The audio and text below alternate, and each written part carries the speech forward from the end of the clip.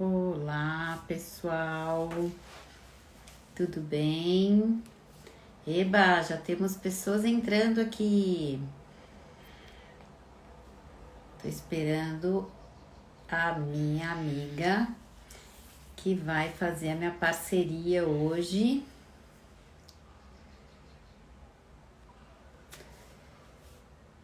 Arre, oi! Jenane, que legal! Bastante gente entrando já. Vamos entrando e vamos deixando as dúvidas que vocês têm aí, que hoje é o Cris e Lu Respondem, né?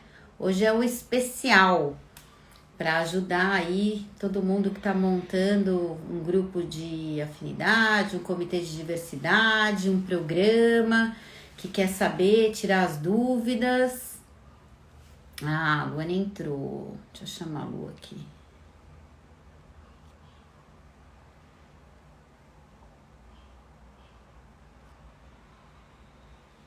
Aqui, a Lu. Bom, a Lu tá entrando já. Oi, que Oiê! linda! Tudo bom? Especial, né? Especial Tudo time bem, CKZ, Dani? coloquei até pedras.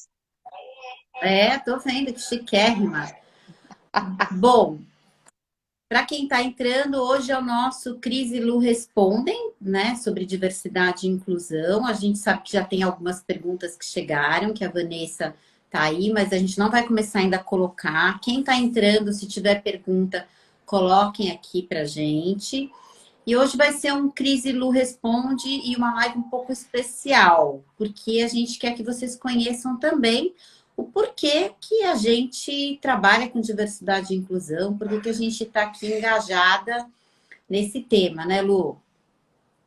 É isso mesmo. Às vezes as pessoas nos perguntam, né? Para você mais ainda, né, Cris, por ser uma mulher loira de olho azul, daí pergunta mais ainda o porquê você é engajada no tema diversidade e inclusão. E eu que fiz uma transição de carreira para conseguir trabalhar com isso, também perguntam muito. Então estamos aqui para tirar todas as dúvidas de vocês e conhecerem um pouquinho da gente também. Exato. Bom, para começar falando um pouquinho da Cris, né? Então, quem é a Cris, né? As pessoas olham e falam, ah, o que que essa mulher branca de olho azul, como a Lu falou, tem a ver com diversidade? Então, é um primeiro conceito que a gente já precisa trazer, né, Lu? Diversos somos todas e todos, né? Então, todas as pessoas são diversas, são únicas, esse é um conceito muito importante, até porque dentro das empresas, quando a gente tem todos aqueles grupos de afinidade, e normalmente os grupos chamam mulheres e não grupo de gênero, os homens brancos, héteros, cisgênero, que estão na liderança, acreditam que diversidade não é com eles. Então, esse já está aí, é um primeiro erro que acontece muito nas empresas. Então, essa é o primeiro tema para a gente trazer.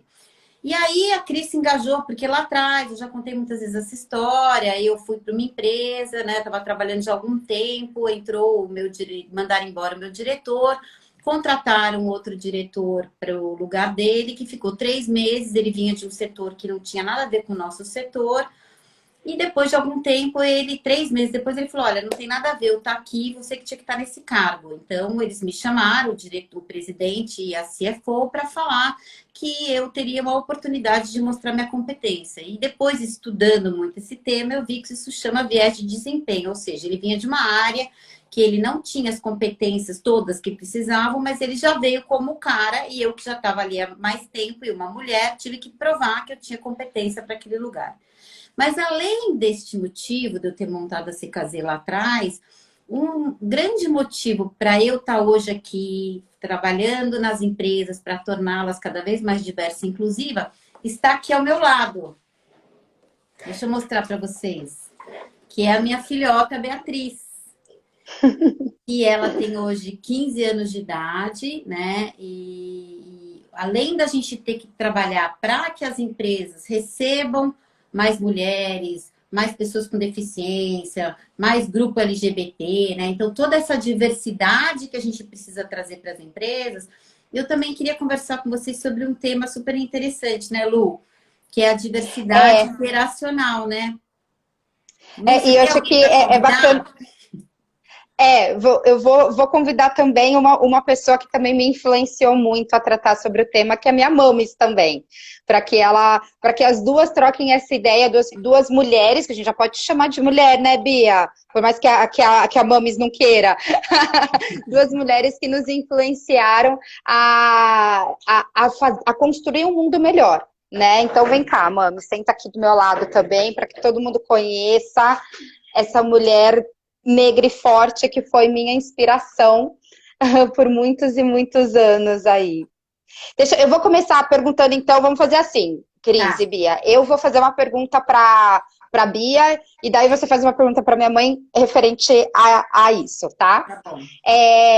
Primeiro, Bia, como que é para você ver a sua mãe trabalhando com esse tema que hoje em dia está tão em alta, né? Hoje em dia você vê, sei lá, na Malhação, não sei se você assiste Malhação, na minha época, quando eu tinha sua idade, eu assistia Malhação, não. A gente vê em qualquer lugar falando sobre diversidade, sobre tem que respeitar pessoas, amar as pessoas pelo que elas são mais. E você...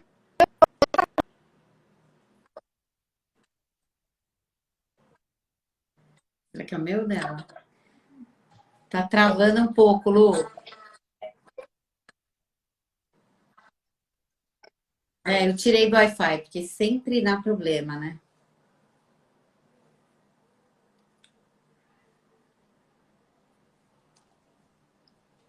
Vou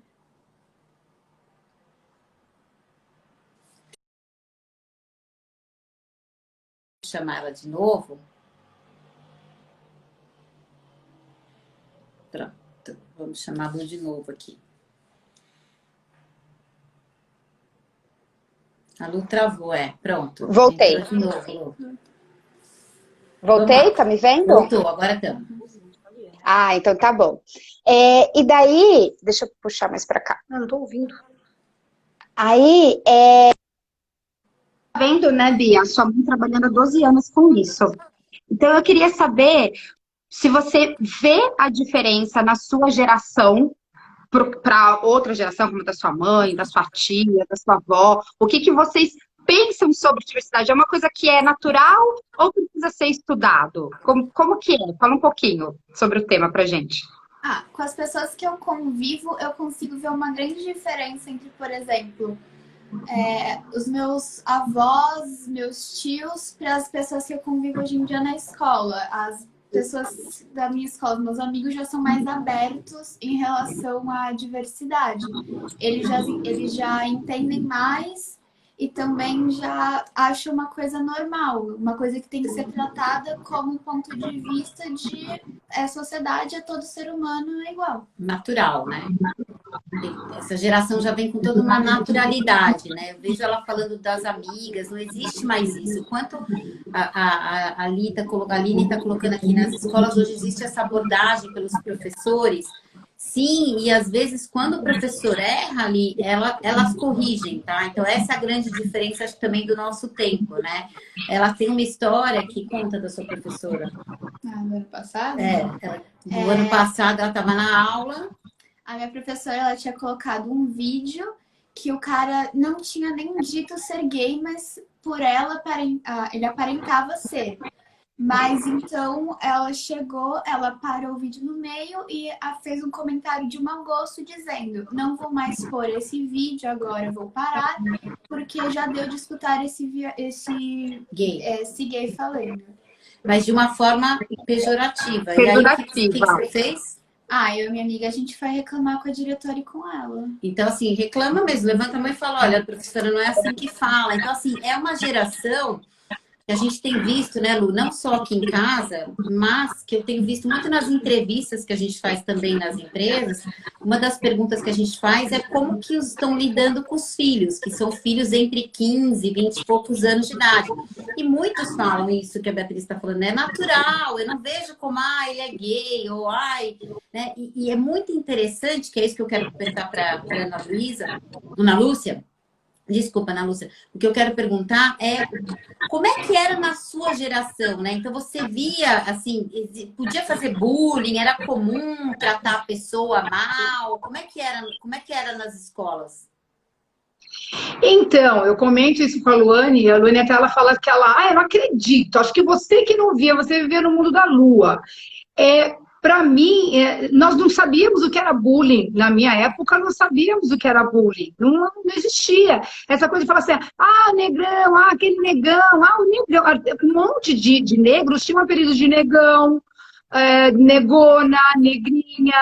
E não era pejorativo, a gente não achava isso. Eu sempre andei no meio de brancos e negros misturados na minha época, e eu não via o racismo. Não, eu passei a ver mesmo, com essa finalidade de enxergar o que é a diversidade, né, e inclusão, há muito pouco tempo, quando a Luane começou a trabalhar com isso, e que eu comecei a ouvir falar muito, e aí eu comecei a me interessar. Agora eu tenho assistido muitas lives e debates, e até participo de alguns, mas eu não posso dizer que na minha época tinha. Nós sabíamos que era um entendimento assim. Eu me lembro que quando eu era pequena, eu ia numa casa onde a minha avó trabalhava, no Jardim Europa, em que tinha ela e a irmã dela, que trabalhavam lá, e era assim,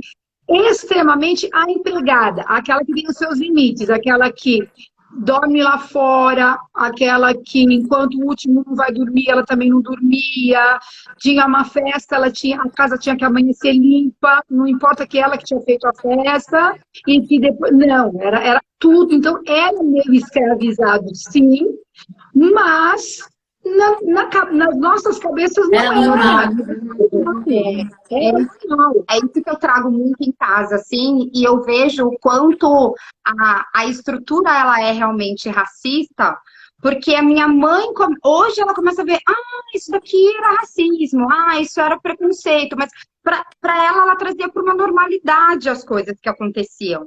Então, muitas vezes, nem quem passa por que hoje nós estamos conversando conseguia entender, porque é tão enraizado, é tão estruturado.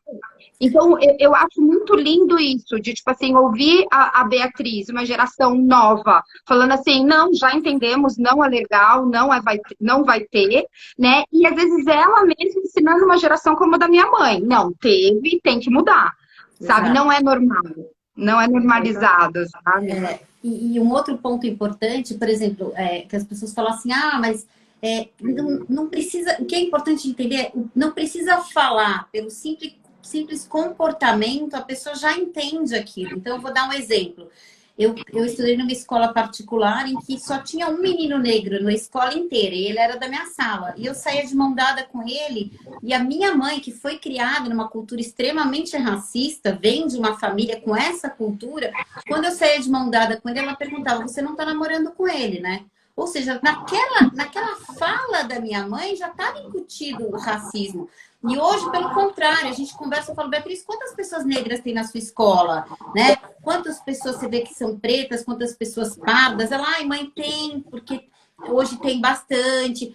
Tem pessoas com deficiência na sala dela. Então, a gente já vê, por exemplo, tem pessoas homossexuais que ela sabe, que ela conhece, e que elas tratam hoje como super normal, é super naturalizado isso. Mas eu acho que também tem a nossa geração que está trazendo isso como mais natural. Eu até perguntei para ela hoje se ela vê que alguns destoam, alguns amigos destoam. Aí, o que você falou para mim? Tem alguns amigos que fazem isso, mas é pelos pais, é pelo como eles foram criados com a ideia de preconceito que é errado, assim, né? A Dianani está colocando até isso. Oi, meninas, vocês não acham que a família ou o meio onde a criança vive contribui? Exatamente, foi exatamente isso que ela falou, né? O quanto o pai, a mãe traz isso. Então, eu falo porque eu tive que desconstruir muito isso, porque eu venho de uma família que tinha essa cultura mais machista. Então, por exemplo, a minha mãe, ela falava, eu tenho um irmão mais velho, minha irmã mais nova, ela falava, meninas, lavar louça. Eu falava, não, por que a gente tem que lavar louça se a gente tem o meu irmão aqui também, ele também tem que lavar. Então, eu questionava, eu era muito questionadora, né? Até por isso que eu acho que a gente trabalha com diversidade e inclusão, né? Mas o quanto é importante a gente desconstruir tudo isso que a gente aprende, né? E trazer essa nova forma de olhar. Porque senão, o que as empresas têm que entender, né, Lu? Essa geração não vai ficar... Você vai ficar numa empresa que não tem um programa de diversidade, que você vai chegar lá, você vê uma piada, uma brincadeira, uma discriminação? Vou processar essa empresa. Só vou processar, ela tá falando aqui ainda. Então, quanto é interessante, realmente, a gente... ter esse esforço, a Nathalie está colocando aqui, interessante esse esforço de entender o peso da criação do preconceito, exatamente. Exatamente, a criação do preconceito e a normalidade do preconceito. Minha mãe estava falando uma coisa aqui, que é outra coisa que eu comecei a chamar a atenção dela. Eu lembro que nós estávamos num aniversário dela no centro de São Paulo, e uma tia minha falou assim, nossa, quem diria, hein, que um dia nós estaríamos aqui no centro de São Paulo numa festa. Eu falei, por quê? Por quê, tia? Ela falou, porque nós não podíamos entrar. Tinha lugares que não podia entrar. Então, tinha lugares que... E eu não tô falando uma tia de 100 anos, né? Tô falando, tia Lígia tem quanto? 70? Não tem 70. Não tem 70, 60 e poucos anos. E daí, só que pra geração da minha mãe, era normal não poder entrar ali. Então, tinha uma... Tanto que o que eu senti na minha geração com 37 anos, quando eu comecei a ter sonhos de fazer intercâmbio, de morar fora do Brasil, de não sei o que lá, na minha família, eu era a metidinha que sonhava com coisa que não é pra gente. Então, o que eu tento trazer muito pra minha mãe não é que não existia, porque ela fala assim, não, mas eu não passei por isso, não existia preconceito. Existia aqui. Exatamente, ela se acostumou, se fechou num núcleo ali e se acostumou. Então, quando agora a gente fala sobre isso... E, na verdade, é coisa mesmo de criação, porque na época da minha mãe, que morava no interior, morava em Sorocaba, essas coisas, os clubes não entrava negro, né? Aqui em São Paulo, muito menos, né? Nenhum negro entrava no Clube Pinheiros, no Espéria, e lá em Sorocaba não entravam também no Renascença, acho que é Renascença, um negócio assim. Vários clubes em Jundiaí não entravam, os negros não podiam entrar. Então, eles nunca nos ensinaram, olha, você tem o direito sim de entrar nos lugares desses. Se falarem que você não pode, você vai atrás dos seus direitos que você pode. Não, como a gente ouvia que eles não podiam entrar, a gente não riscava nem muito aí alguns lugares. Ah, isso daí é meio que não é para mim. Então, acostumou, né? Né? Foi um costume de tipo, não pode, não pode. E demorou muito para o negro entrar, mesmo hoje, muitos lugares que a gente entra, nós chamamos muita atenção. Tem aquilo do olhar que você falou, né, Cris? Muita atenção. Eu vejo quando eu tô com a Lu, né, Lu? Mas quando eu entro, quando nós entramos, nós chamamos atenção e isso é fato. Eu vejo quando eu e a Lu... Eu vejo ainda por conta às vezes a gente vai em algum lugar que, por exemplo, a gente vai muito no JK, porque a gente atende cliente lá naquele prédio super chique, o shopping mais chique de São Paulo. Eu vejo os olhares para a Lu, né? Eu comento com ela, eu falo, Lu, as pessoas não percebem a forma que elas te olham, né? Tipo, você não pertence, tá claro, tá escrito nos olhos. Saiu até um vídeo, né, Lu? De quem que é o vídeo? Que super... Da P&G, chama The Look, gente. Uma dica aqui, vou até escrever. Quem não viu ainda, tem no YouTube, é bem bacana. É The Look, da P&G, que fala justamente isso. Não que tem você uma não palavra, precisa... né, Lu? Você não tem uma palavra. Mas ele fala só pelos olhares. É isso que a Lu sentiu, que a Ana Lu talvez não tenha percebido, mas que conforme o tempo vai passando, a gente vai percebendo. A Nathalie está falando aqui, ao invés de refutar sem empatia, tem que tratar... Gente, esse tema é um tema que a gente sempre fala, eu e a Lu, né? O quanto a gente tem que tratar dele com delicadeza, com comunicação não violenta. Não adianta a gente tratar desse tema falando, você é um machista, você discrimina, porque quando a gente trata dessa forma, a gente perde a pessoa. Então, tem que trazer o quê? Consciência, educar, né, Lu? Trazer de uma forma, exatamente o que a Nathalie falou, com empatia, senão a gente perde a pessoa. E isso é uma diferença um diferencial muito grande da CKZ, que nós estamos construindo juntos, que é justamente, tipo, ter um olhar e entender aquela pessoa, aquele líder, seja seja quem for, não só apontar dedos, sabe? Eu, pessoalmente, eu tive uma experiência esse ano que foi muito legal. Eu tenho uma amiga que trabalhou comigo por muitos anos, e daí ela começou a perguntar sobre o meu trabalho na CKZ, e daí nós tivemos uma conversa de mais ou menos 1h30, que ela começou a chorar, e ela falou assim, eu não tinha noção que existia preconceito no Brasil, eu tô me sentindo uma insensível por isso. Eu nunca parei para pensar que você foi a única pessoa que eu trabalhei negra mesmo, eu nunca estudei com alguém negro, e eu não quero criar a minha filha dessa forma. Ela falou, eu fui criada numa bolha que eu não consegui enxergar tudo isso, muito obrigada por você ter me feito enxergar, mas eu não quero criar minha filha dessa forma. E daí hoje a gente tem várias trocas, ela estava falando sobre, a filha dela chegou falando sobre lápis de cor, e daí que é o lápis rosado, e daí ela ensinou que aquilo não era lápis de cor, e foi super difícil para a filha dela entender aquilo porque a professora tinha falado que era um lápis de cor, né? E daí foi uma conversa que mostra muito sobre essa metodologia que a gente tem na CKZ, que é de ser empático, de ouvir, né? De construir, não apontar dedos. Exato, exato. Porque a Diana está colocando aqui, acho essa questão da normalização preocupante, principalmente quando negamos, por exemplo, a existência do racismo. É lógico, né?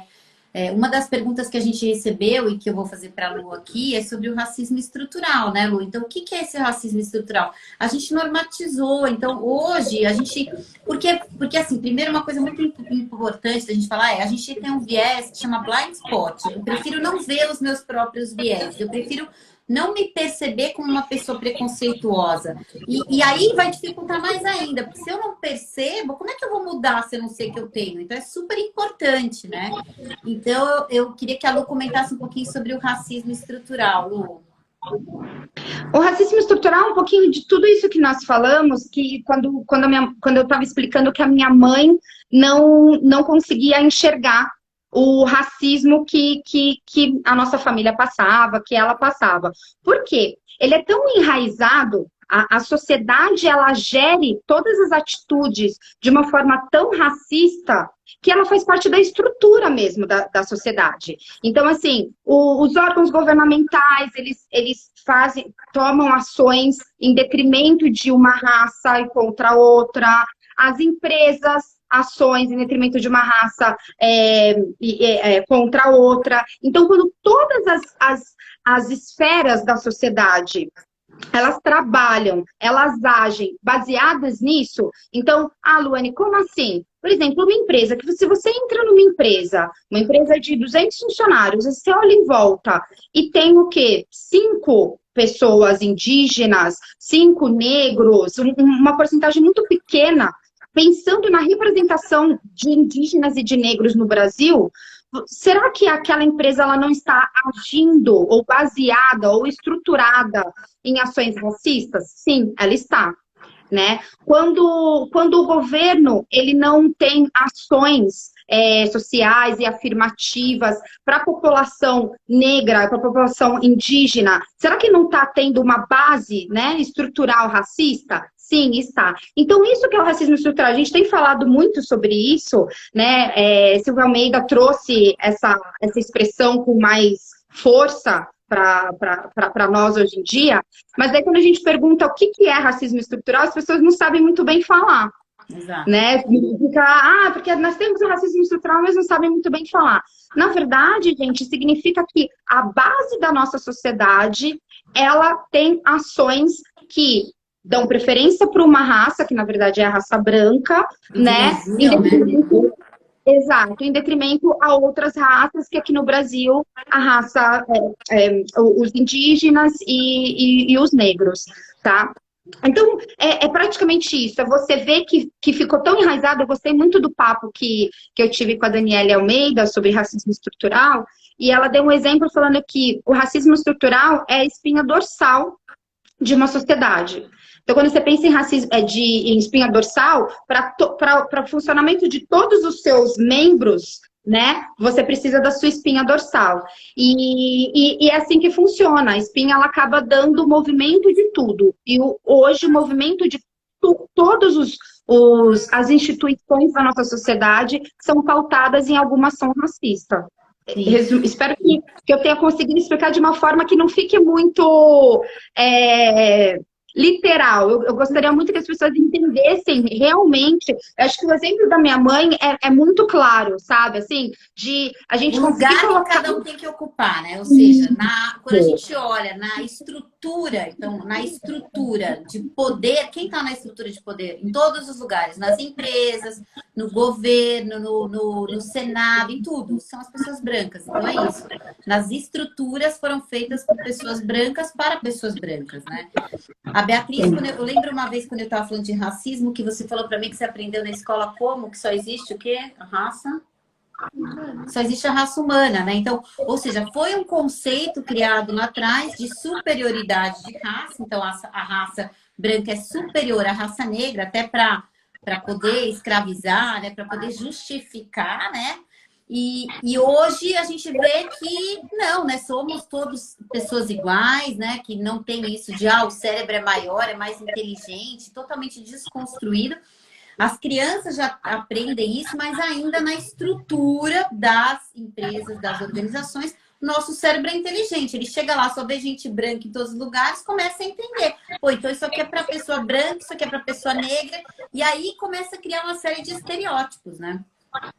Exatamente, exatamente. E, inclusive, quem que foi aqui que escreveu? A Viviane, ela escreveu se a gente tem abordado o privilégio branco nas empresas e se sim, qual tem sido a receptividade. Nós tentamos, na CKZ, por causa dessa comunicação não violenta que nós falamos, né? Nós não utilizamos algumas expressões que são muito utilizadas, como privilégio branco, mansplaining, porque esse tipo de expressão faz com que o quê? Quem está ouvindo fecha a escutativa. Então, se fala assim, você é privilegiado, aquela pessoa branca que está ali na empresa, ela se sente acuada e ela já não ouve mais o que você tem para falar a partir dali. Né? Você é machista, a pessoa fecha a escutativa dela e já não ouve mais o que você tem para falar a partir dali. Então, nós falamos sim sobre isso, Viviane, mas de uma outra forma. Então, passando toda essa forma estrutural, histórica, que a gente está passando, que a gente está falando aqui, e mostrando que, por exemplo, a gente gosta muito de dar exemplos do que nós vivemos. Exato. Então, geralmente, dentro das empresas, falam muito sobre meritocracia, né?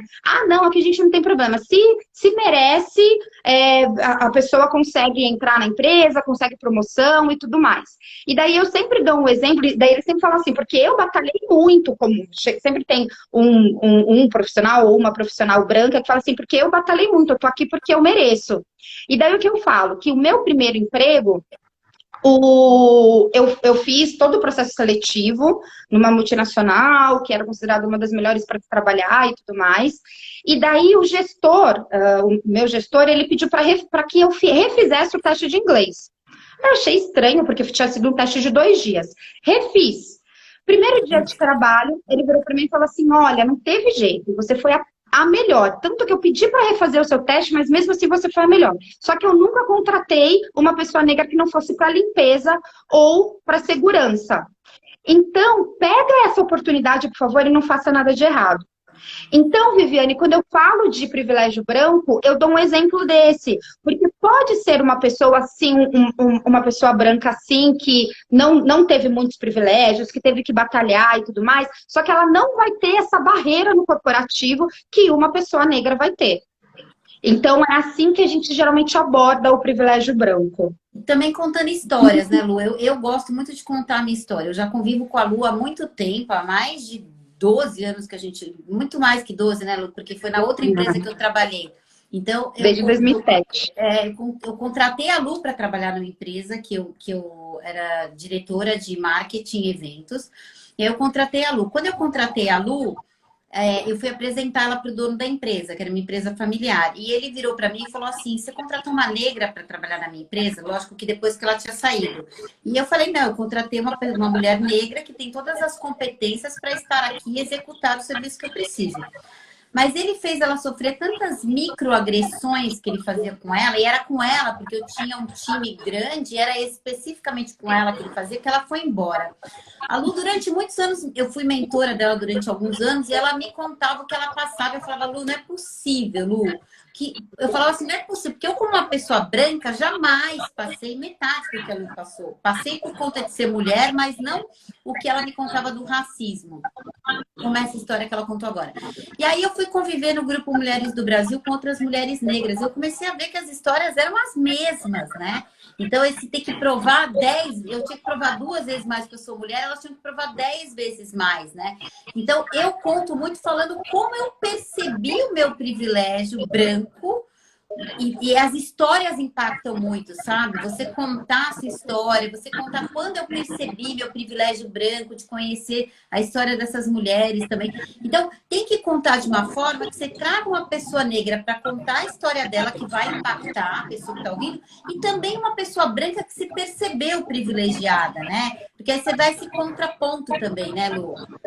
Exatamente. Tem a Anitta perguntando o seguinte: vocês têm dicas como lidar com pessoas que não são ainda hoje, que são ainda hoje resistentes ao tema diversidade nas empresas, nas escolas? Como mostrar a essas pessoas que diversidade não é moda?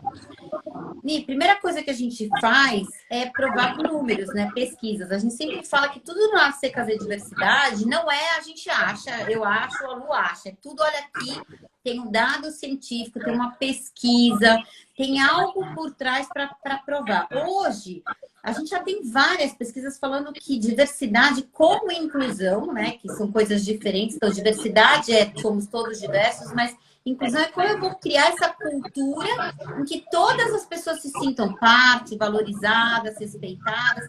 Então, hoje a gente tem inúmeras pesquisas comprovando o ganho financeiro da gente ter mais diversidade com inclusão, né?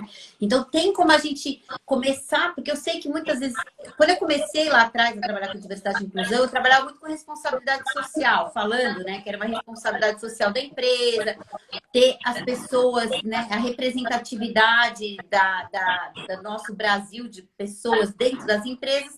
Depois eu comecei a perceber que esse lado era interessante, mas que eu também tinha que trazer mais informações. E hoje a gente tem muita pesquisa comprovando realmente que tem resultado financeiro, né? Então acho que também engaja muito, né? Lu, você quer complementar? E resultado, quando a gente fala assim de resultado financeiro, é resultado financeiro e também de entrega. Então, por exemplo, na última live que eu fiz com o Alessandro, nós falamos sobre inovação. Por quê? Existem dados que mostram que as empresas, para elas serem inovadoras, então empresas diversas e inclusivas, elas são 11 vezes mais inovadoras e os seus colaboradores são 6 vezes mais criativos. Então, é assim, você quer sobreviver? Né? Sua empresa ela quer continuar, então esse é o caminho. Então, de novo, que nem a Cris falou, não é a Cris e a Lu que estão falando isso. Esse daqui é um relatório da Accenture que tá falando sobre tendência de mercado, né? Então, a gente traz muito isso também, né? De não ser só a rentabilidade da empresa que aumenta, mas assim, o ambiente inclusivo, você vai ter colaboradores mais criativos, colaboradores mais engajados, isso é super importante, né? Um turnover menor. Isso também é super importante. Então, a gente alimenta sempre as empresas com todas essas informações para ajudar nisso, Line. É Line que perguntou, né? E eu falo também o seguinte, por exemplo, você quer trabalhar numa empresa onde você possa ser você e possa ser feliz nessa empresa. Então, felicidade tem tudo a ver com produtividade, né? Então, isso que as empresas também precisam entender. Quanto mais feliz, mais produtiva essa pessoa vai ser no ambiente corporativo, né? E a geração dela já procura saber essa marca, ela só está falando de mentirinha ou ela está falando de verdade, né? Então, é uma geração que está preocupada, não só dela que é a Z, mas a geração millennial também, né?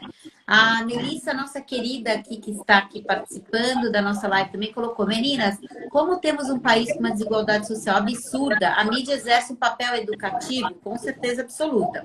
Qual o papel da mídia como aliada? Não é nem só como aliada, tá? A mídia tem um papel, Melissa, fundamental. Por quê? Porque aquilo que o cérebro vê, ele guarda, ele associa essa informação. Então, se a gente for pensar, aonde é que estavam as pessoas negras nas novelas, nas propagandas? Aonde? No trabalho serviçal? Então, a gente começa a associar que pessoas negras devem estar nesses lugares. Quando a gente olha, por exemplo, mulheres, Quando a gente olha a novela atual que está passando, eu estava comentando com uma cliente hoje de manhã, a novela da Globo, é um absurdo eles estarem repassando ela agora, em que a última novela aí das 10, em que ela chama o mordomo de sua biba, seu viado, seu não sei o que lá. Ela chama, a dona, né, eu esqueci o nome dela, ela chama o colaborador dela que está trabalhando na casa dela. Então, assim, é um absurdo isso, porque está mostrando que isso é normal. Aí, quando a gente vai dar treinamento, eu e a Lu, as pessoas perguntam, mas não pode falar bicha? Não pode falar viado? A gente fala, não. Mas, pô, eu vi na novela, eu vi no programa X isso daí. Então, é uma coisa que é muito importante, né, Lu? Exatamente, exatamente. Nós falamos muito hoje em dia sobre a desconstrução das princesas, né? O quanto a Walt Disney atrapalhou ou ajudou nessa construção da mulher precisar ser salva e ser frágil e tudo mais, né? Então isso já mostra, acho que o caso das princesas já mostra que essa construção da mídia acontece desde lá de trás, da infância, né? O que a criança vai ver. Eu lembro que eu, por exemplo, meu sonho era ser paquita e eu não conseguia entender o porquê que eu não poderia ser. E eu não me achava bonita porque eu não podia ser paquita. Então, assim, é mídia de todos os lados influenciando realmente o que nós achamos normal para a sociedade, como que deveria ser e tudo mais. Então, ela tem um papel essencial. Fundamental. Ciência da engenharia, né? A Melissa falou, ou seja, o quanto é importante a gente ter representatividade, a gente ter exemplos. A Paula colocou a negação da necessidade de cotas é um exemplo de racismo, assim como o discurso da meritocracia. Hoje mesmo a gente estava falando sobre cota, né? Então as pessoas têm um entendimento completamente errado de cota. A gente entende que cota é incompetência, quando na verdade cota é um processo transitório, ou seja, se ele é transitório, ele tem começo, meio e fim. E ele é para equiparar uma desigualdade. Então, a gente tem uma desigualdade, quando a gente fala de raça, então a gente tem uma desigualdade absurda no Brasil. Então, é para equiparar uma desigualdade que depois ela vai sair. Mas o que acontece? Nas empresas, como a gente tem outra nomenclatura que é muito mais usada, que é meta, então a gente sugere que as empresas tenham meta. E é importantíssimo ter meta, porque se a gente não tem meta, eu não sei onde é que eu estou, para onde eu vou. Então eu preciso medir, eu preciso saber de onde eu estou saindo, para onde eu quero chegar. E aí tem um plano de ação, com estratégia e tudo mais, para chegar lá, né, Lu? O que você acha? Exato. É isso mesmo. Na verdade, aqui nós somos estrategistas, a gente muda a palavra só. Então, se tem essa barreira com o nome cota dentro das empresas, a gente substitui por meta, né? É claro que as cotas, se a gente pensar na história das cotas realmente, principalmente das cotas universitárias, elas são extremamente importantes como ações afirmativas para realmente um caminho de equiparar as desigualdades sociais que nós tivemos, né? Então, nós temos que pensar no porquê que elas são necessárias. Então, eu tive uma reunião com uma cliente hoje, e ela falou assim, olha, um dos desafios é que o nosso CEO, ele teve uma história muito sofrida. Ele veio de fora do Brasil e aqui a família dele trabalhou por muito tempo praticamente como escravos e daí eles conseguiram quebrar isso. E então ele fala assim, se eu conseguir, todo mundo consegue. Então não precisa de ação afirmativa, não precisa de cota, não precisa de nada. E daí ela fala, então é muito difícil eu conseguir mostrar essa diferença para ele. E o que eu respondi para ela é que, assim, foi difícil, a gente nunca vai diminuir nenhum desses esforços, não importa a cor da pessoa, o gênero e tudo mais, mas ele não tinha uma restrição por lei a acesso a estudo. Então, por exemplo, há 4 gerações minhas atrás, há 3 gerações atrás da minha mãe, por lei não podia se estudar. Então, existe Negros, essa pessoas diferença. negras, né? Uhum. Exatamente. Pessoas negras não podiam, indígenas não podiam estudar. Então, isso que ser entendido o porquê das cotas nas universidades e por que elas são tão diferentes. E a gente consegue justificar pelos números. Então, a gente tem uma política de cotas nas universidades faz 10 anos, e nós vimos a inserção das pessoas negras na universidade com isso. Então, não era falta de vontade, era falta de oportunidade.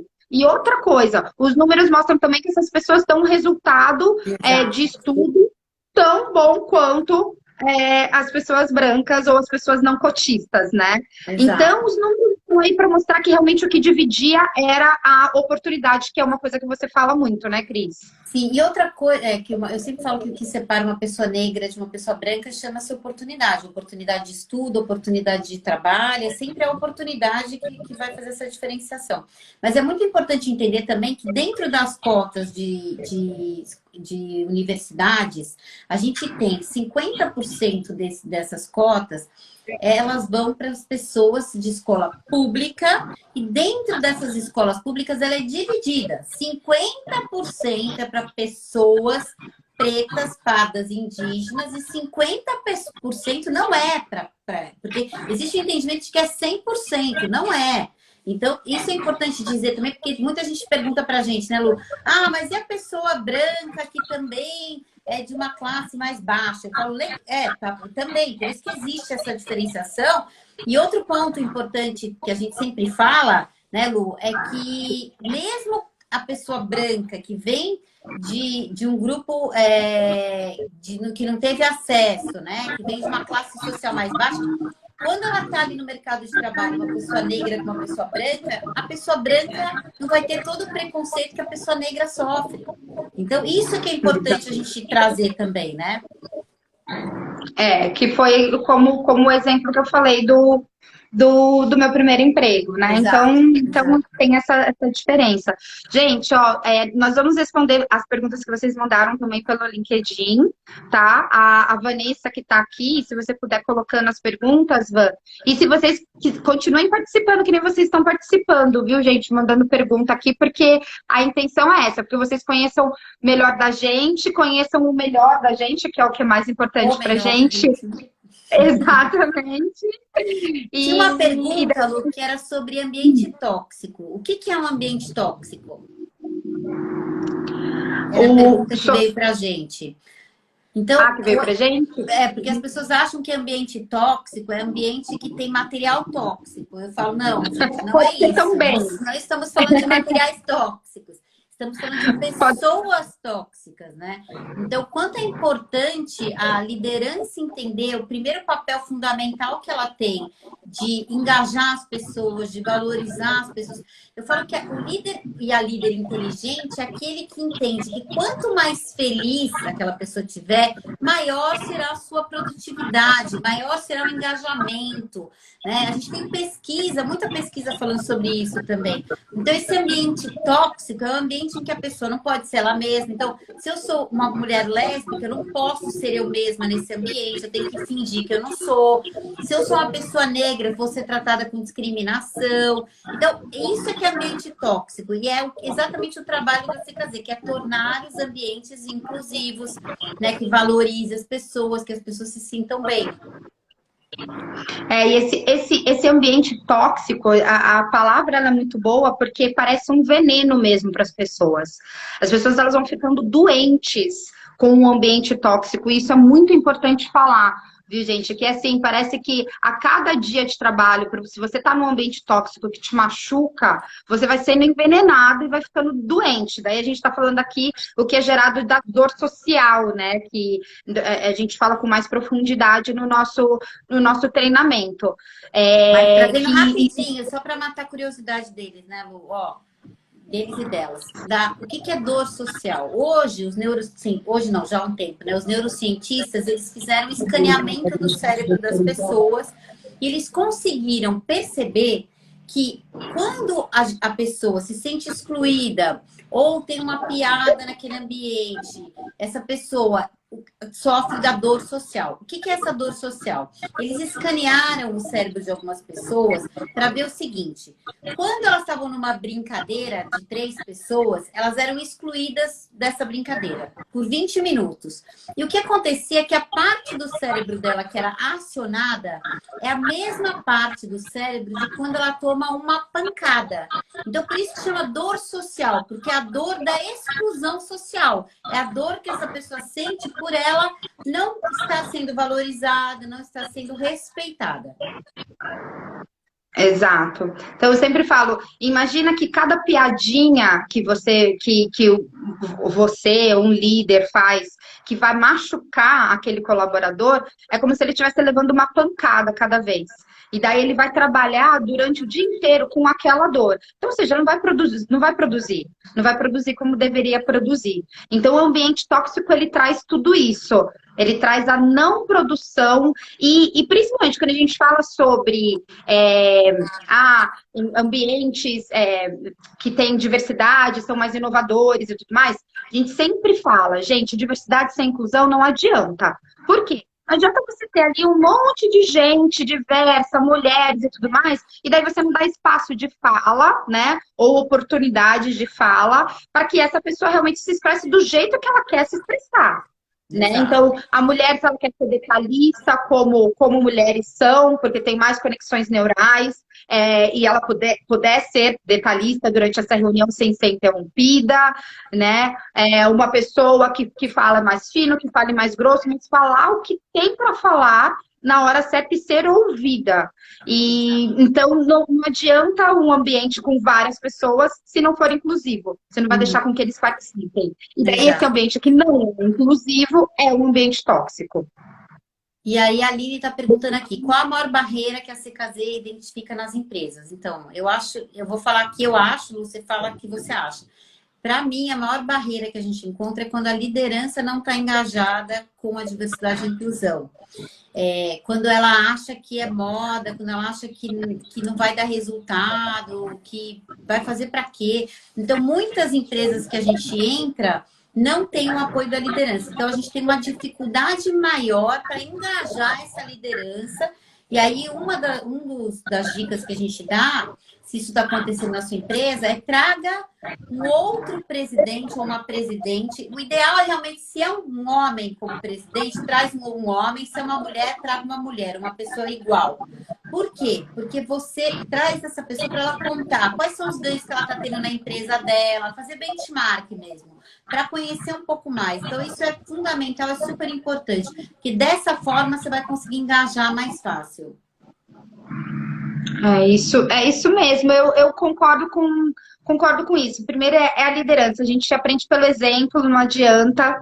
Então, existem empresas que fazem projetos incríveis, mas se a liderança não está engajada, o projeto bate no teto e volta, sabe? E as pessoas acabam ficando desmotivadas. Então, nós já tivemos clientes que nos procuraram e falaram, estruturamos o comitê de diversidade, com os grupos de afinidade, mas todo mundo foi desmotivando. E quando a gente vai fazer um diagnóstico para entender o porquê, é justamente porque a liderança não estava engajada. Então, acho que essa é a principal barreira, mas também a negação é uma outra muito grande, né? Porque eu já tive em reuniões que, gente, depois que trabalha com diversidade e inclusão, gente, é uma coisa, um caminho sem volta, né? O seu olho vai escaneando tudo em todo lugar que você vê. Vai, né? Puxa, aqui não tem nenhum negro, nossa, poucas mulheres. Você vai, tipo, não tem rampa aqui. Escaneia, né, Lu? Vai fazendo esse vai escaneamento. Exato.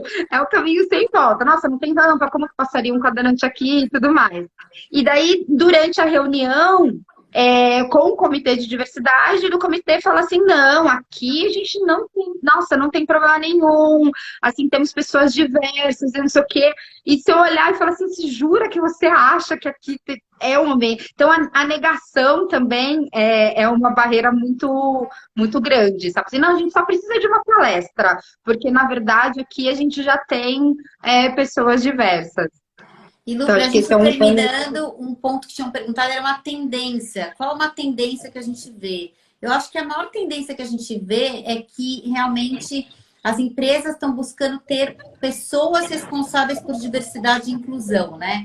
Então, nisso dentro do RH, né? Mas ter um departamento de diversidade e inclusão que trate diretamente desse tema estrategicamente, junto ter um diretor ou uma diretora de diversidade e inclusão que trate desse tema, né? Você vê mais alguma tendência?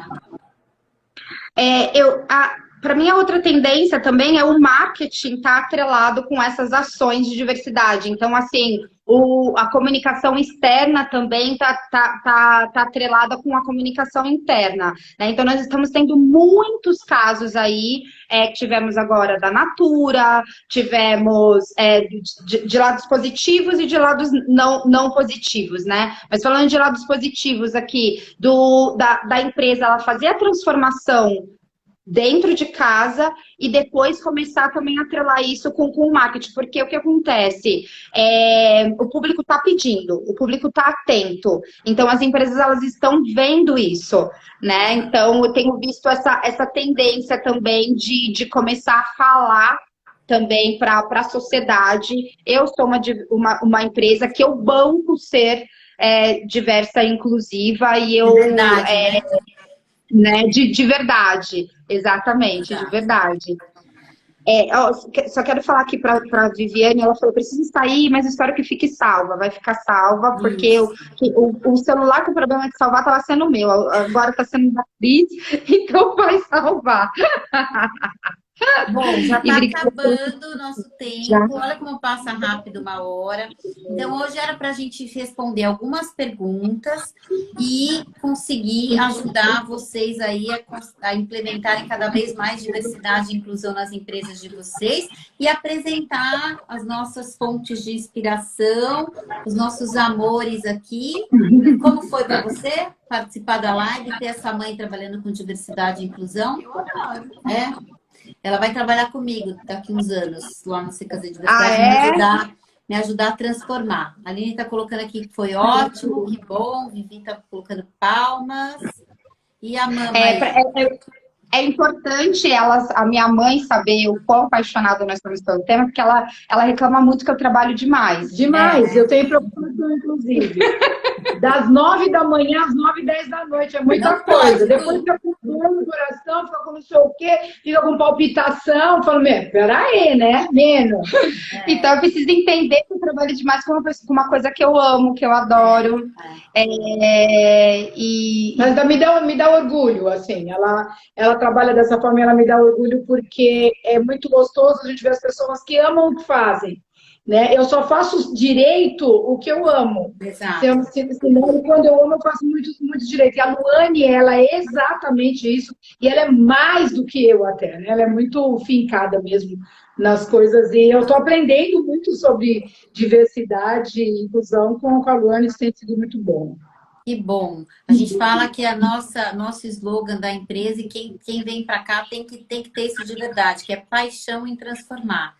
Né? Então, essa paixão em fazer a diferença, em querer tornar esses ambientes cada vez melhores para que as pessoas realmente trabalhem felizes, sejam respeitadas e valorizadas. Né? É isso mesmo.